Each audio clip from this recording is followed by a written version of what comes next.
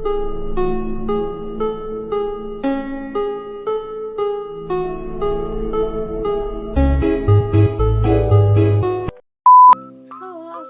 warahmatullahi wabarakatuh. Balik lagi dengan saya Chelsea Keisha Epioni dari kelas 94. Baiklah, saya di sini akan menjelaskan dua materi. Yang pertama, 3 jenis batuan, dan yang kedua, tektonisme, epirogenesa, dan orogenesa. Simak videonya ya. Baiklah, di video pertama ini saya akan menjelaskan 3 jenis batuan.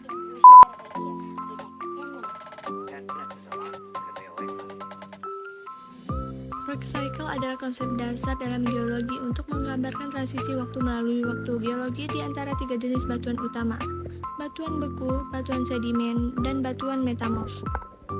Rock cycle adalah ilustrasi yang menjelaskan bagaimana ketiga jenis batuan saling terkait satu sama lain, dan bagaimana proses perubahan dari satu jenis ke jenis lainnya. Batuan beku merupakan batuan di mana berasal dari cairan magma yang mengalami proses pembekuan berdasarkan tempat pembekuannya saat siklus berlangsung. Batuan beku dibedakan menjadi 3. Yang pertama adalah batuan beku dalam. Merupakan batuan beku di mana saat siklus berlangsung, tempat pembekuannya berada jauh di dalam permukaan bumi. Proses pembekuannya sangat lambat, contohnya seperti granit. Lalu ada batuan beku orok. Merupakan batuan beku di mana proses pembekuannya berada dekat dengan lapisan kerak bumi, contohnya seperti diarit. Ketiga adalah batuan beku luar. Merupakan batuan beku di mana tempat pembentukannya berada di permukaan bumi. Proses sangat cepat sehingga dapat terbentuk kristal.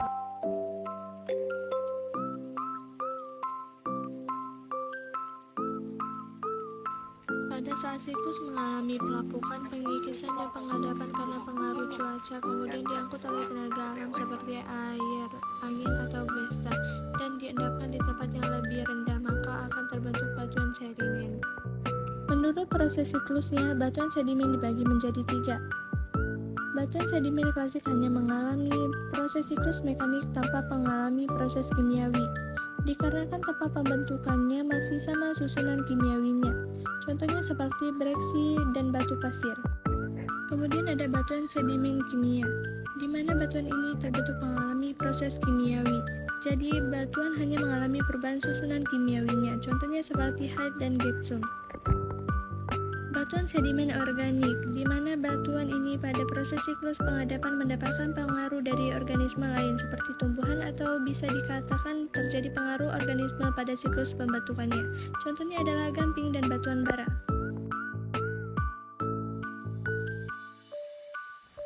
Adanya penambahan suhu, penambahan tekanan, dan campuran gas yang terjadi secara bersamaan pada saat proses pembentukan batuan, maka akan menjadi batuan metamorf. Jenis-jenis batuan metamorf diantaranya: batuan metamorf kontak merupakan batuan yang terbentuk karena adanya peningkatan suhu tinggi dan letaknya dekat dengan dapur magma, contohnya seperti marmer. Batu metamorf dinamo merupakan batuan yang terbentuk karena adanya tekanan tinggi, contohnya adalah skids. Batuan metamorf thermal pneumatolik merupakan batuan yang terbentuk karena adanya peningkatan suhu tinggi dan tekanan yang tinggi, contohnya adalah gneiss. Baiklah, di video kedua saya akan menjelaskan epirogenesa dan orogenesa.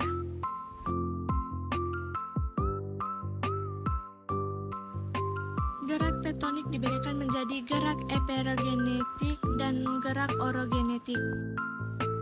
Gerak epirogenetik adalah gerak atau pergeseran lapisan kulit bumi yang relatif lambat berlangsung dalam waktu yang lama dan meliputi daerah yang luas. Sementara itu, gerak epirogenetik terbagi menjadi 2. Epirogenetik positif, yaitu gerak turunnya daratan sehingga terlihat seakan permukaan air naik.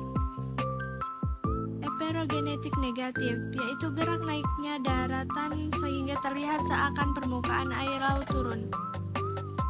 Sementara itu, gerak orogenetik adalah gerakan yang relatif lebih cepat daripada gerakan epirogenetik. Gerak orogenetik disebut juga sebagai gerak membentuk pegunungan.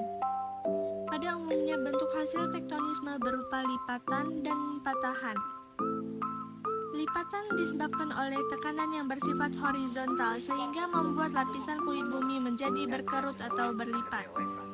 Sedangkan patahan disebabkan oleh tekanan yang bersifat horizontal atau vertikal yang menyebabkan kulit bumi menjadi retak atau patah.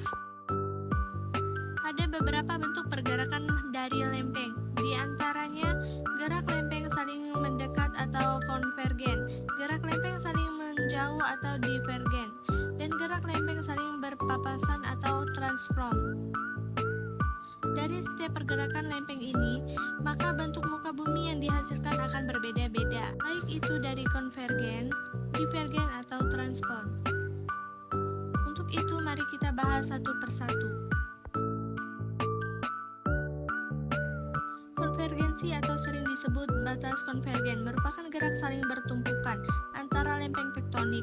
Nah, sesuai dengan gambar yang kalian lihat sekarang nih, ada lempeng yang saling bertumpukan. Bisa kalian lihat dengan tanda panah yang saling berhadapan di mana lempeng itu menunjukkan titik yang sama.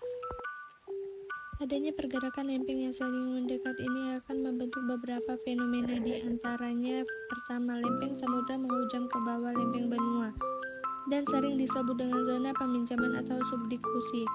Kedua, terbentuknya palung laut. Ketiga, pengembangan api.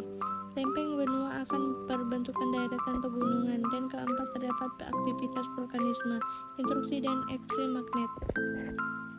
Selain itu, terdapat beberapa bentuk muka bumi yang terjadi pada batas lempeng konvergen. Pertama, lempeng samudra bertemu dengan lempeng samudra. Yang terbentuk adalah rangkaian busur gunung api yang arahnya sejajar dan arah palung, contohnya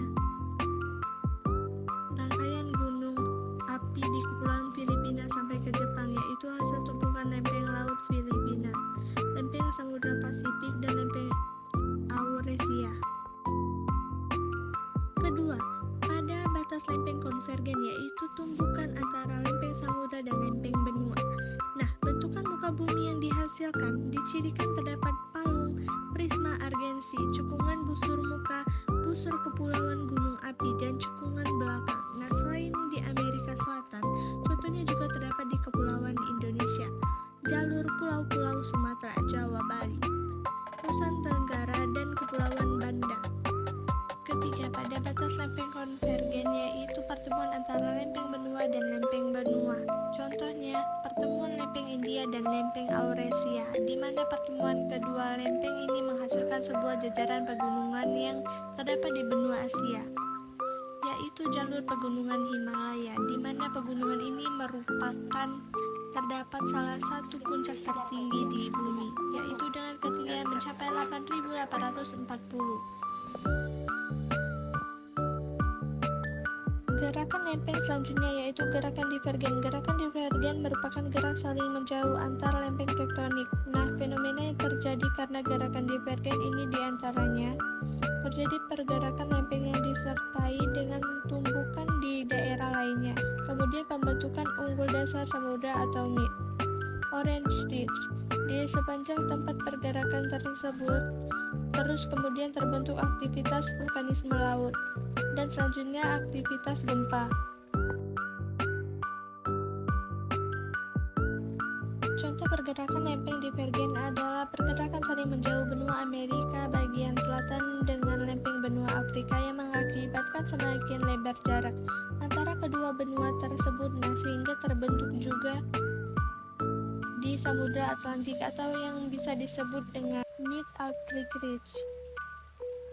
Contohnya lainnya adalah terjadi gerakan lempeng saling menjauh antara benua Afrika dengan daratan Arab, sehingga menyebabkan timbulnya laut baru yaitu Laut Merah. Gerakan lempeng yang ketiga adalah kaisar mendarat atau transform, yaitu gerakan saling bergesekan dengan berlawanan arah antara lempeng-lempeng tektonik. Salah satu hasil dari gerak kaisar mendarat ini terbentuk patahan San Andreas di Amerika Utara. Patahan ini terbentuk karena kaisar mendarat antara lempeng Pasifik dan lempeng Amerika Utara. Nah, ini membentuk patahan San Andreas sepanjang 1000 sampai 300 km, di mana patahan ini ditemukan oleh Profesor Geologi Barkel Andre pada 1895. Nah, di Indonesia khususnya Pulau Sumatera juga juga terdapat hasil dari gerak kaisar mendarat ini, yaitu antara lempeng Eurasia dan lempeng Indo-Australia. Nah, di mana hal ini menyebabkan terbentuknya patahan semangko yang membentang mulai dari Aceh sampai ke Teluk Semangko di Lampung. Nah, kaisar inilah yang membentuk pegunungan barisan di sepanjang Pulau Sumatera. Jika kalian ingin melihat bentuk asli dari patahan ini, kalian bisa datang ke Ngarai Senauk di Bukit Tinggi. Di sini sangat terlihat jelas bentuk lembah dan pegunungan yang patah-patah akibat pergerakan lempeng atau kaisar mendarat antara lempeng Indo-Australia dan lempeng Amerisia. Terima kasih telah menonton. Jangan lupa subscribe, comment, and share. Thank you for watching. Bye-bye.